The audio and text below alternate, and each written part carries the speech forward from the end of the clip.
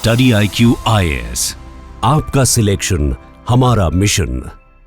नमस्कार दोस्तों, study IQ देख रहे हैं आप और मैं हूं वरुण जौहरी। जय हिंद जय भारत। दोस्तों, सन 57 की क्रांति के बाद, बगावत के बाद अंग्रेज़ों को पहली दफ़ा डर लगा और इस डर के चलते अंग्रेज़ों को पहली दफ़ा लगा कि भारत के अंदर हमारी एक पुलिस फोर्स होनी चाहिए। इसी के तहत इसी की आवश्यकता महसूस करते हुए कि एक ऐसी पुलिस फोर्स हो जो हमारे लिए वफ़ादार हो, यानी कि ब्रिटिशर्स के लिए वफ़ादार हो। इसके तहत 4 साल बाद मार्च 1861 में, ये वो साल था जब पुलिस एक्ट को लागू किया जाता है। अंग्रेज़ों ने पुलिस एक्ट को लागू किया। उसके बाद इस पुलिस एक्ट के तहत कई सारी एजेंसीज़ को बनाया गया। ऐसी पुलिस एजेंसी, सिक्योरिटी एजेंसीज़ जो कि कुछ थीं सीक्रेटिव कामों के लिए, सीक्रेटिव एजेंसीज़ थीं, और कुछ थीं क्रिमिनल इंटेलिजेंस के लिए। ये सारी चीज़ें लगातार हुई। इनमें से एक ऐसी एजेंसी थी जिसका नाम था ठगी एंड डकैती डिपार्टमेंट। खैर, ये जो ठगी एंड डकैती डिपार्टमेंट है, दरअसल इसका इतिहास और थोड़ा पुराना भी है, क्योंकि इसके जो लॉज थे, जो इसके एक्ट थे, वो पहले ही लागू कर दिए गए थे ब्रिटिशर्स के द्वारा। दरअसल 1836 और 1848 तक ये जो ठगी एंड डकैती सप्रेशन एक्ट थे, इसके लॉज को लागू कर दिया गया था, उसको लाया गया था, क्योंकि उस समय पर यह देखा गया था कि जबलपुर में, स्पेसिफिकली मध्य प्रदेश के जबलपुर में जो ठग्स हैं, उनका काफ़ी बड़ा एक तरह से कहा जाए गिरोह है जो कि यहाँ ऑपरेट कर रहा है, और तमाम सारे लोगों को, राहगीरों को, राह चलते मुसाफिरों को, कई सारे उसमें से अंग्रेज़ होते थे, उनको निशाना बनाता है। उनमें से ही एक ठग बहराम था, जिसकी कहानी हमने आपको पहले भी बताई हुई है स्टडी IQ पे ही। तो ये जो ठग्स थे, इनको ही कम करने के लिए, इनका सप्रेशन करने के लिए यहाँ पे इस लॉ को लाया गया था। 1836 से लेके 48 तक उसमें काफ़ी सारे अमेंडमेंट्स होते रहे। लेकिन ये जो डिपार्टमेंट था, ठगी एंड डकैती डिपार्टमेंट, इसको भी बाद में बनाया गया, इस पर पूरी तरह से एक डिपार्टमेंट बना दिया गया, क्योंकि ये देखा गया कि ये वो समय आ चुका था जब पुलिस एक्ट को लाया गया है ब्रिटिशर्स के द्वारा 1861 में, मार्च में, कि काफ़ी सारी ऐसी वारदातें जिसमें ठगी हो रही है, जिसमें धोखाधड़ी हो रही है अंग्रेज़ों के साथ, उसका निशाना अंग्रेज़ बन रहा है। तो इस वजह से अंग्रेज़ों ने इस डिपार्टमेंट को भी बनाया था। ये सारी चीज़ें हुई यहाँ पे। 1880s आ जाते हैं। 80s में ये देखा गया कि दिल्ली के अंदर काफ़ी सारे अंग्रेज़ हैं जिनके साथ धोखाधड़ी हो रही है, जो आउटर एरिया से निकलते हैं उनको लूटा जा रहा है।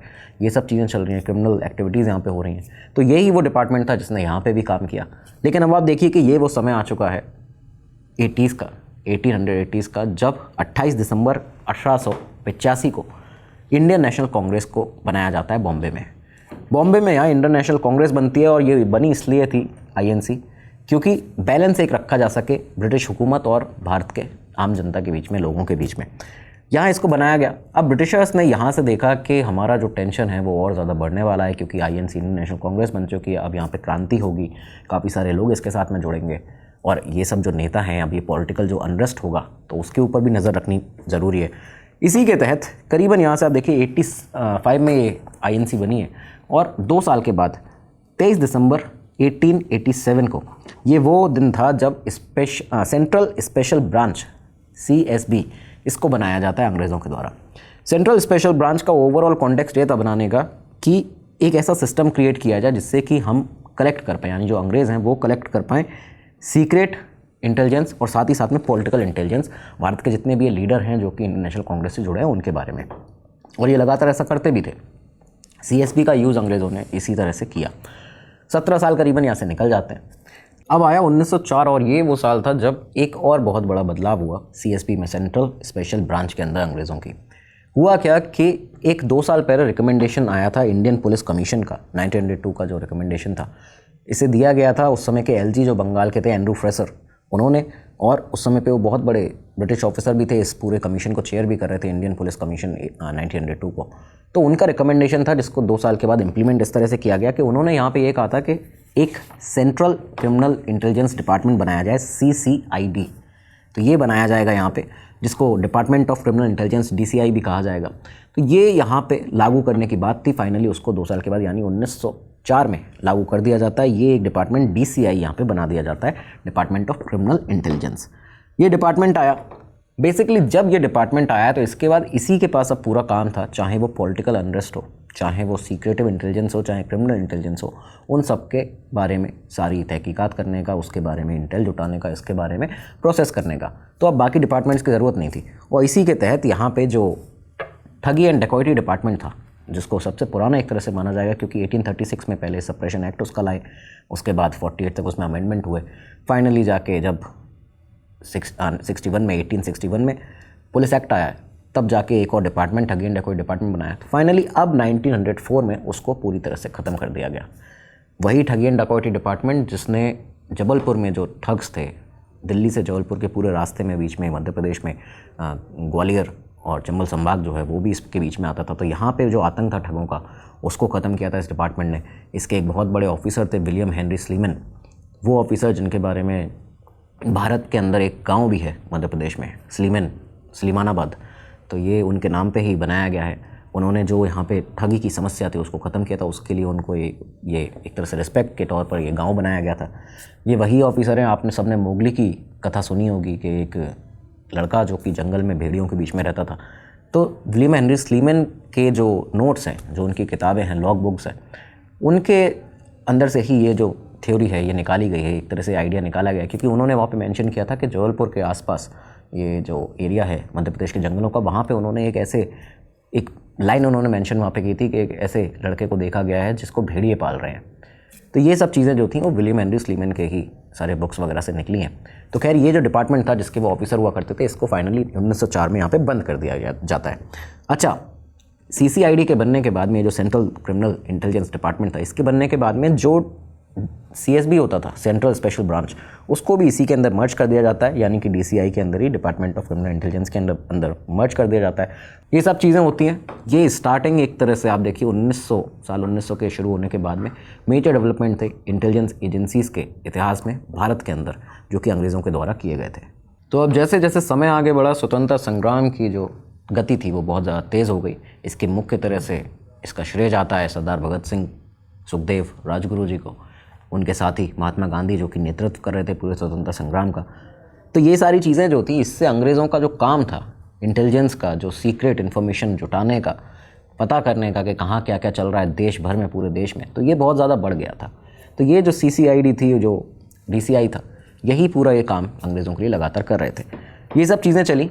1920 के बाद देखा गया कि स्वतंत्रता संग्राम की आवाज़ पूरे देश भर से उठने लगी है, कोने कोने से उठने लगी है। इसी बीच एक एक्ट आता है। एक एक्ट क्या, बेसिकली ये गवर्नमेंट ऑफ इंडिया एक्ट 1919 जो था, उसका सेक्शन 40 और क्लॉज 2 था। तो ये जब सामने आया तो इसमें एक तरह से एक वर्ड लिखा हुआ था जिसको आगे जाके जो आप आज IB बोलते हैं, इंटेलिजेंस ब्यूरो बोलते हैं, वो यहीं से आया था। बताया ये जाता है कि 1990 government of India act section 40 clause 2 में जो स्टेट किया गया था, जो लिखा गया था, वो ये था कि intelligence bureau should keep the government posted with matters related to security of Indian empire. अब ये जो एक पूरा लाइन थी, इसमें सबसे पहले के जो 2 वर्ड थे, इंटेलिजेंस ब्यूरो, यानी कि DCI को, CCID को, CID को, ये सब, इन सबको मर्ज करके इंटेलिजेंस ब्यूरो बोला गया था इसमें, जो ये एक्ट था गवर्नमेंट ऑफ इंडिया एक्ट 1919। यहीं से DCI का, इसी को रिफ्लेक्ट करते हुए, इस डायरेक्टिव को रिफ्लेक्ट करते हुए DCI को यहीं से रिनेम कर दिया जाता है। साल 1920 DCI को रिनेम किया गया इंटेलिजेंस ब्यूरो या फिर DIB। तो इंटेलिजेंस ब्यूरो, IB यहीं से आया। मुख्य उद्देश्य अब क्या था इस पूरे डिपार्टमेंट का, जो कि तीनों को मर्ज करके एक बना दिया गया था इंटेलिजेंस ब्यूरो? इसका मुख्य उद्देश्य था आंतरिक और इंटरनल और जितनी भी एक्सटर्नल इन्फॉर्मेशन है, जो बाहरी सुरक्षा है, सिक्योरिटी है, उसके मुद्दों को, उसकी सारी खुफिया जानकारी को जुटाना, उसके ऊपर काम करना और उसके बारे में पूरा जो अंग्रेज़ हैं उनको बताना। तो अब इस एपिसोड में आगे बढ़े और आपको बताएं कि IB ने कैसे आज़ादी के दौरान और आज़ादी के बाद में ऑपरेट किया है। उससे पहले आपको बता दें इंपॉर्टेंट अनाउंसमेंट। देखिए, अगर आप लोग स्टडी IQ से जुड़े हुए हैं और तैयारी कर रहे हैं, UPSC CSE की हमारे वीडियोस देखते हैं, जो भी लोग ये वीडियो देख रहे हैं, आपका सपना इस एग्ज़ाम को क्रैक करना, IAS IPS ऑफिसर बनना, देश की प्रगति उन्नति में अपना योगदान देना, स्टडी IQ आपकी इस तैयारी को, जर्नी को मजबूत और आसान बनाता है। जो कोर्सेज आपको देख रहे हैं, लेटेस्ट बैचेज हैं, क्लासेस जल्दी शुरू होने वाली हैं, ज्वाइन कर लीजिए। कैसे ज्वाइन करेंगे? वीडियो के नीचे डिस्क्रिप्शन बॉक्स है, वहाँ पे एक लिंक मिल जाएगा, क्लिक करिए। उस लिंक पर क्लिक करके आपको जो प्रोसीजर है उसको कंप्लीट करने के बाद में प्राइस दिखेगा। उस प्राइस पे सबसे बड़ा डिस्काउंट मिल जाएगा अगर आप VJ लाइव कोड लगाते हैं। आपका कोड है, इसको याद रखिएगा। VJ लाइव कोड लगाते हैं, अपनी तैयारी को आप मजबूत बनाते हैं, आसान बनाते हैं। हमारी शुभकामनाएं आपके साथ हैं। अब आगे बढ़ते हैं अपने एपिसोड में। तो अब दोस्तों, DCI को इंटेलिजेंस ब्यूरो बना दिया गया था। IB सामने आ चुका था, बन चुका था। लेकिन अब ये जो दौर था, ये जो समय था, ये 1940s का आ गया था। 1940s में स्वतंत्रता संग्राम की आग पूरे देश में फैल चुकी थी। हर कोने से यही आवाज़ उठ रही थी कि अंग्रेज़ों वापस जाओ, भाग जाओ, निकल जाओ यहाँ से। तमाम सारे हमारे क्रांतिकारी जो थे, उन्होंने अपने प्राणों की आहुति दी थी, बलिदान दिया था, देश के लिए वीर गति को प्राप्त हुए थे। और इसी के तहत एक और शानदार क्रांतिकारी हमारे सुभाष चंद्र बोस जी ने यहाँ पे 1940s में, इनफैक्ट 43 में जहाँ तक मेरा मानना है, INA इंडियन नेशनल आर्मी जो थी उसको बनाया था। INA जो थी ब्रिटिश हुकूमत को पूरी तरह से उखाड़ फेंकने के लिए लगातार काम कर रही थी। सुभाष चंद्र बोस लगातार अपनी INA के साथ इसी पर लगे हुए थे और अंग्रेज़ों की जो गतिविधियां थीं उस पर पूरी तरह से नज़र रखने के लिए उन्होंने INA की एक खुफिया सेल जो थी वो भी बनाई थी। उनकी खुद की एक इंटेलिजेंस एजेंसी थी INA के अंदर, मिलिट्री इंटेलिजेंस की। वो लगातार अंग्रेज़ों की ऐसी खुफिया जितनी भी हरकतें होती थी, गतिविधियाँ होती थी, उन पर नज़र रखती थी। अंग्रेज़ों का भी काम ये हो गया था कि ब्रिटिश खुफिया जितनी एजेंसीज़ हैं, इंक्लूडिंग जो DCI थी, बाद में जो DIB बनी, तो इसका भी वही काम था कि INA के ऊपर, उसके सारे अधिकारियों के ऊपर, जितने भी सैनिक हैं उनके ऊपर, सुभाष चंद्र बोस की गतिविधियों के ऊपर नज़र रखी जाए।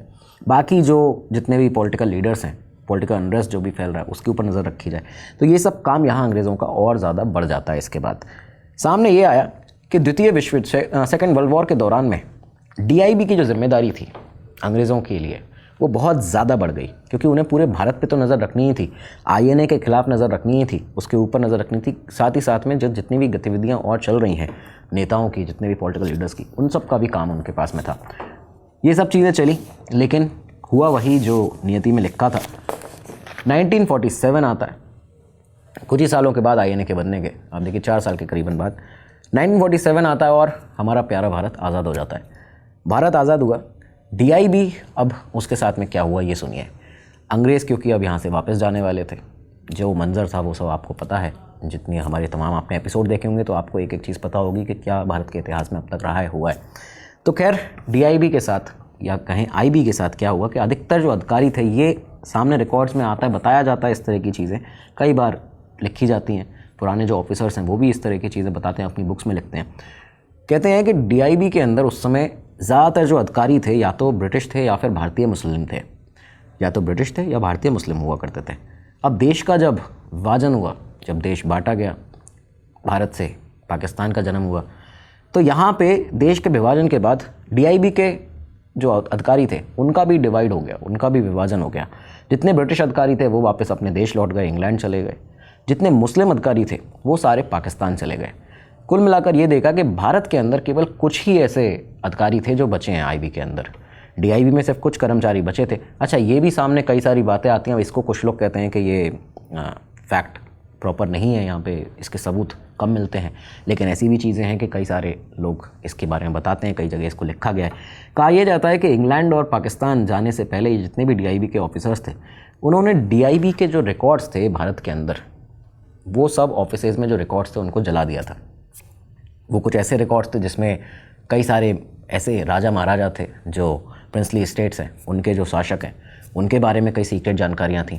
जो पॉलिटिकल लीडर्स हैं इंडियन नेशनल कांग्रेस के, उनके बारे में कई सारी सीक्रेट जानकारियाँ थी। तो ये सारे जो रिकॉर्ड्स थे इनको जला दिया गया। खासकर उन रिकॉर्ड्स को भी जलाया गया। यहाँ पे ये भी बताया जाता है कि जो अंग्रेज़ों ने यहाँ पे कुछ अपनी लिमिट से आगे बढ़कर, रूल्स एंड रेगुलेशन से आगे बढ़कर जो निगरानियाँ की हैं, किस तरह की निगरानियाँ की हैं, अपनी हदों को जब पार किया है, उनके जो रिकॉर्ड्स थे, उनके बारे में जितनी इन्फॉर्मेशन थी वो सब कुछ ख़त्म कर दी गई थी। और ये सारी फाइलें जो नष्ट की गई वो सब अंग्रेज़ों ने यहाँ से जाने के पहले कर दी गई थी। तो ये सब चीज़ें यहाँ पे की गई, रिकॉर्ड्स को ख़त्म किया गया। ये जो महाराजाओं वाले जो रिकॉर्ड्स थे उनके बारे में तो बताया जाता है कि ये ऐसे रिकॉर्ड्स थे, सीक्रेट्स थे, जिनके बेसिस पर इन राजा महाराजाओं को डराया जाता था। जितने भी भारत में प्रिंसली स्टेट्स है, अंग्रेज़ उनको ब्लैकमेल करते थे, उनसे तमाम अपनी जो रिसोर्सेज थी वो लेते थे, उनसे पैसे लेते थे, अपनी ज़रूरतें पूरी कराते थे। तो इस तरह की चीज़ें हुई आज़ादी के बाद DIB के साथ। तो अब देश आज़ाद क्योंकि हो चुका था हमारा, 1947 के बाद DIB के पहले या कहें IB के पहले डायरेक्टर बनते हैं, उसके चीफ बनते हैं TJ संजीवी पिल्लई साहब। संजीवी पिल्लई साहब जो थे एक बहुत ही शानदार इंडियन ब्यूरोक्रेट, IB के पहले हेड। उनका विजन बहुत क्लियर था। उनका ये कहना था कि जो सब इंस्पेक्टर की रैंक है IB के अंदर, इस डिपार्टमेंट के अंदर, उस पर बहुत ही हाईली एजुकेटेड इंडिविजुअल्स को हम रिक्रूट करें, और ये सारे के सारे यंग हो, ये सारे फ्रेश कैंडिडेट्स हों, बहुत ही स्किल्ड हों, दिमाग उनका बहुत तेज़ हो, और ट्रेनिंग तो जो है वो उनको हम देंगे लगातार में। तो ये सारी चीज़ें उनकी थी कि एक इंडिपेंडेंट इंटेलिजेंस कैडर बनाया जाए और उसके अंदर, उसके तहत ये सब यहाँ पे रिक्रूटमेंट की जाए। अब इसके वो काम में भी लगे। बताते हैं 2 साल के अंदर ही 1949 में उन्होंने अपना पहला कदम उठाया इस डायरेक्शन में, जब वो सीधा वाशिंगटन पहुँच जाते हैं। अमेरिका पहुँचे। वाशिंगटन में उन्होंने 1949 में ऑर्गेनाइजेशनल जो सेटअप था CIA का, उसको स्टडी किया। यहाँ पहुँचे, CIA के अधिकारियों से मिले, उनसे गाइडेंस लिया, उनके ऑर्गेनाइजेशनल सेटअप को देखा, उसको समझा, कई सारी बुक्स इसके लिए पढ़ी, और उसके बाद उन्होंने आइडिया प्रपोज किया था जो कि सेम CIA भी अपने स्टार्टिंग के डेज़ में, इनफैक्ट काफ़ी समय बाद तक, 70-80s तक, 85 तक CIA इस प्रोसीजर पे काम कर रहा था। ये प्रोसीजर क्या था कि जितने भी कैंडिडेट्स को लिया जाएगा उनको टॉप यूनिवर्सिटीज़ से सिलेक्ट किया जाए। टॉप यूनिवर्सिटीज़ के कुछ ऐसे लड़के, कुछ ऐसे युवा लोग जो बहुत ज़्यादा एकेडमिक्स में अच्छे हों, बहुत ज़्यादा फिट लगते हों, और कुछ ऐसे लोग जो फिट अगर ना भी हों लेकिन उनकी जो इंटेलिजेंस है वो बहुत शानदार होनी चाहिए, उनका एकेडमिक रिकॉर्ड बहुत अच्छा होना चाहिए। ये सेम चीज़ CIA करती थी, और यही चीज़ यहाँ पे इम्प्लीमेंट करने के लिए प्रपोजल दिया TJ संजीवी पिल्लई साहब ने। उन्होंने कहा कि हम इंडिपेंडेंट जो इंटेलिजेंस कैडर बनाना है, उसके लिए टॉप यूनिवर्सिटीज़ से, भारत की जो भी टॉप कॉलेजेस हैं, उनसे भारत के ऐसे लोगों को, ऐसे स्टूडेंट्स को जो गुड एकेडमिक रिकॉर्ड्स के हों, उनको यहाँ से लिया जाए। उसके बाद उनको ट्रेनिंग दी जाए जिससे कि वो और ज़्यादा शार्प हो जाए, उनके पास स्किल्स जो हैं वो आ जाएँ। इसके तहत उन्होंने एक सीक्रेट सर्विस के लिए भी इसी दौरान, अब ये सारी चीज़ें जो हैं वो सामने आती हैं, कितनी सच हैं या क्या इनके पीछे की कहानियाँ हैं, लेकिन इसको बताया गया है, कई लोग इसके बारे में बताते हैं। कहते हैं कि उन्होंने इसी समय रिक्वेस्ट किया था एग्जीक्यूटिव पावर्स को, जो सरकार थी भारत में, उनको एक सीक्रेट सर्विस के लिए, लेकिन यहाँ पे गवर्नमेंट ने इस प्रपोजल को रिजेक्ट कर दिया। गवर्नमेंट का ये कहना था कि हमारे डेमोक्रेटिक प्रिंसिपल्स के लिहाज से ये जो सीक्रेट सर्विस का आपने प्रपोजल दिया है ये खिलाफ है उसके, तो ये नहीं कर सकते। और ये जो डिसएग्रीमेंट्स उनके हुए थे, बताते हैं कि होम मिनिस्टर सरदार वल्लभ भाई पटेल जी के साथ में हुए थे।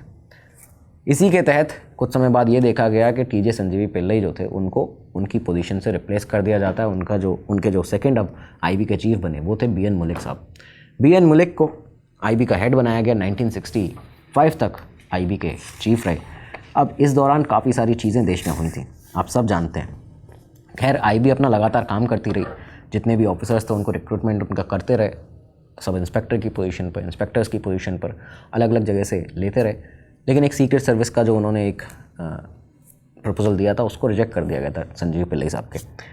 इसके बाद चीज़ें काफ़ी सारी बदलने लगी थी। अब साल 1962 आता है, IB लगातार अब तक काम कर रही थी, लेकिन यहाँ पे 1962 में भारत को एक बहुत बड़ा झटका लगा, और ये झटका क्या था?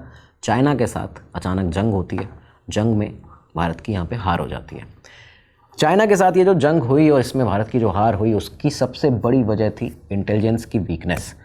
हमारा जो खुफिया तंत्र था उसकी कैपेबिलिटीज़ उतनी ज़्यादा उस समय पे नहीं थी, उसकी वीकनेस काफ़ी सारी थी। इंडियन मिलिट्री फेल हो चुकी थी ये एंटिसिपेट करने में कि चाइना अटैक करने वाला है। चाइनीज़ अटैक को हम एंटिसिपेट ही नहीं कर पाए थे इसकी, क्योंकि खुफिया जानकारियाँ नहीं थी, इंटेल सी नहीं थी, इन्फॉर्मेशन नहीं थी।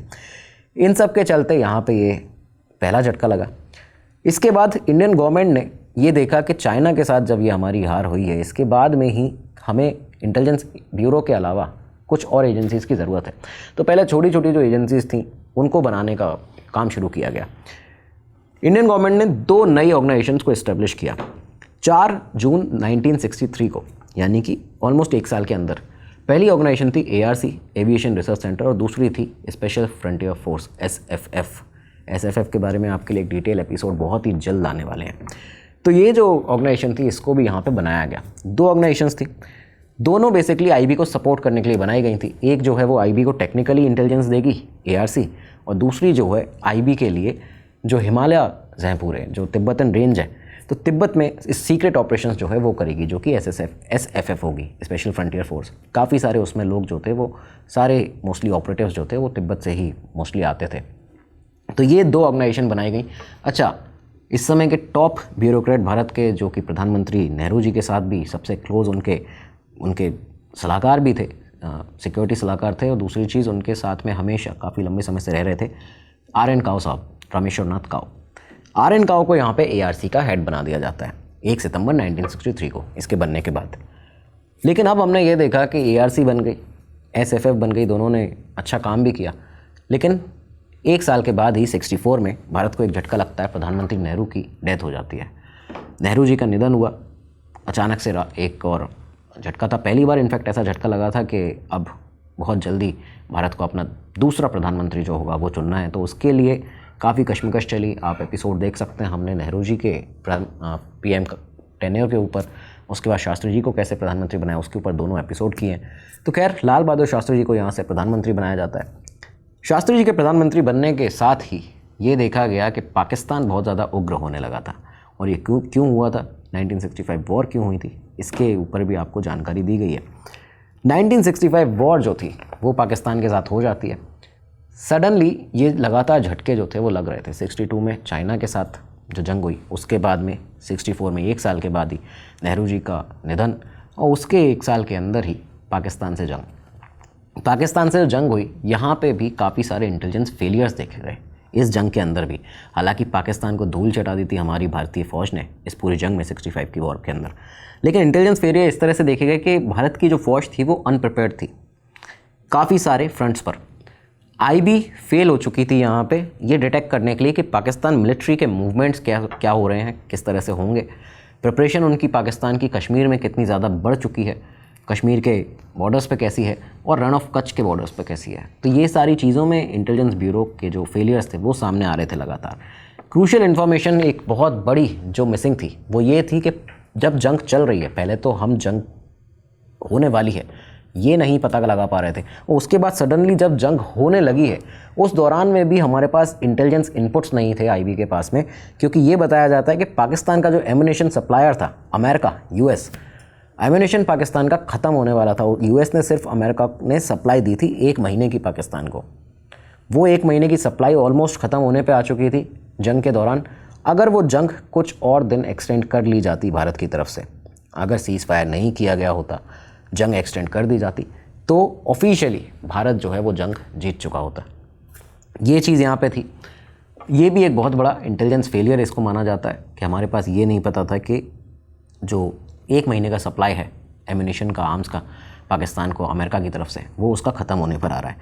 तो ये सब क्रिटिकल इन्फॉर्मेशन मिसिंग थी, और यही सब जो फैक्टर्स थे इसके बाद में भारत को ये रियलाइज़ हुआ, हमारी सरकार को, एजेंसीज़ को, डिपार्टमेंट्स को ये रियलाइज़ हुआ कि हमें डेडिकेटेडली इंटेलिजेंस एजेंसी एक ऐसी जो कि एक्सटर्नल जितने भी थ्रेट्स हैं भारत के ऊपर उनको इफ़ेक्टिवली मेजर करे, उनके बारे में बताए, उन पर काम करे, उनकी इंटेलिजेंस गैदर करे, एक ऐसी एजेंसी की हमें ज़रूरत है।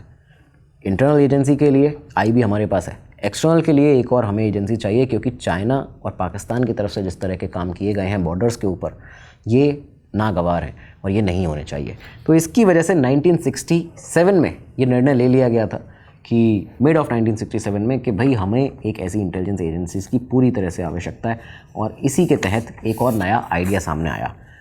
देश की प्रधानमंत्री इंदिरा गांधी थी इस समय। इंदिरा गांधी ने उस समय के जो उनके कैबिनेट सेक्रेटरी थे जोशी, उनसे संपर्क किया, उनको कहा कि सीधा आप इस मुद्दे पर आर.एन. काओ से संपर्क करिए, उनको कॉल लगाइए और उनसे बात करिए। अब आर.एन. काओ इस समय नवंबर 1967 की ये बात है, आर.एन. काओ इस समय इंग्लैंड के दौरे पर थे, अपने ऑफिशियल टूर था, इंग्लैंड गए हुए थे। उनके पास कैबिनेट सेक्रेटरी जोशी जी का फ़ोन जाता है। उन्होंने बताया कि कैबिनेट ये चाहता है, खुद मैडम प्राइम मिनिस्टर ये चाहती हैं कि आईबी को बाइफर्केट किया जाए, एक न्यू ऑर्गेनाइजेशन जो है एक्सटर्नल इंटेलिजेंस के लिए वो बनाई जाए, और इसका काम आपको दिया जाने वाला है। ये पूरा काम प्राइम मिनिस्टर इंदिरा गांधी चाहती हैं कि आप करें, और इसके तहत ही आपको ये पूरा प्लान जो है इंग्लैंड से जब आप वापस आएंगे तो ये प्रेजेंट करना है पीएम के सामने।